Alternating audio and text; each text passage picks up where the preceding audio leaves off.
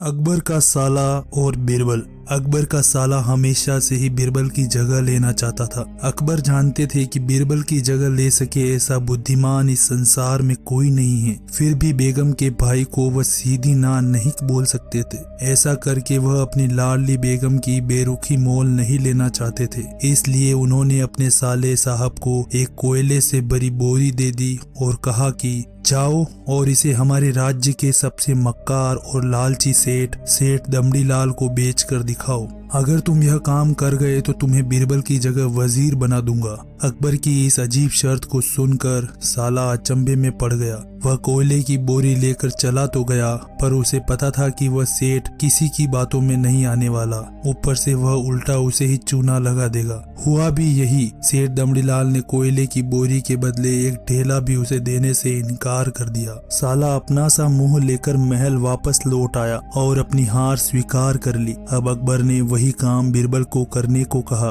बीरबल कुछ सोचे और फिर बोले कि सेठ दमड़ीलाल जैसे मक्कार और लालची सेठ को यह कोयले की बोरी क्या, मैं सिर्फ कोयले का एक टुकड़ा ही 10,000 रुपए में बेच आऊंगा। यह बोलकर वह तुरंत वहां से रवाना हो गए। सबसे पहले उसने एक दर्जी के पास जाकर एक मखमली कुर्ता सिलवाया, हीरे मोती वाली मालाएं गले में डाली, महंगी जूती पहनी और कोयले को बारीक सुरमे जैसा पिसवा लिया। फिर उसने पीसे कोयले को एक सुरमे की छोटी चमकदार डिब्बी में भर लिया। इसके बाद बीरबल ने अपना भेष बदल लिया और एक मेहमान घर में रुककर इश्तिहार दे दिया कि बगदाद से बड़े शेख आए हैं जो करिश्माई सुरमा बेचते हैं, जिसे आंखों में लगाने से मरे हुए पूर्वज दिख जाते हैं और यदि उन्होंने कहीं कोई धन गाड़ा है तो उसका पता बताते हैं। यह बात शहर में आग की तरह फैली। सेठ दमड़ीलाल को भी ये बात पता चली। उसने सोचा जरूर उसके पूर्वजों ने कहीं न कहीं धन गाड़ा होगा। उसने तुरंत शेख बने बीरबल से संपर्क किया और सुरमे की डिब्बी खरीदने की पेशकश की। शेख ने डिब्बी के 20,000 रुपए मांगे और मोल भाव करते करते 10,000 में बात तय हुई। पर सेठ भी होशियार था।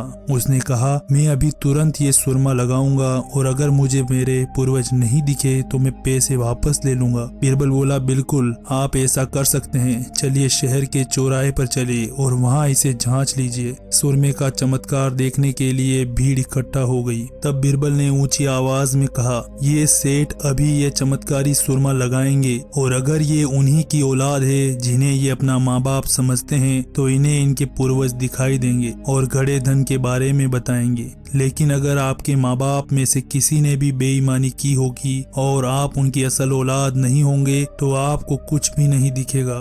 और ऐसा कहते ही बीरबल ने सेठ की आंखों में सुरमा लगा दिया। फिर क्या था, सिर खुजाते हुए सेठ ने आंखें खोली। अब दिखना तो कुछ था नहीं, पर सेठ करे भी तो क्या करे। अपनी इज्जत बचाने के लिए सेठ ने 10,000 बीरबल के हाथ थमा दिए और मुंह फुलाते हुए आगे बढ़ गए। बीरबल फौरन अकबर के पास पहुंचे और रुपए थमाते हुए सारी कहानी सुना दी। अकबर का साला बिना कुछ कहे अपने घर लौट गया और अकबर बीरबल एक दूसरे को देखकर मंद मंद मुस्काने लगे। इस किस्से के बाद फिर कभी अकबर के साले ने बीरबल का स्थान नहीं मांगा। आपको कहानी पसंद आई हो तो वीडियो को लाइक करें और शेयर जरूर करें। इसी तरह की कहानियों के लिए हमारे चैनल को जरूर सब्सक्राइब करें।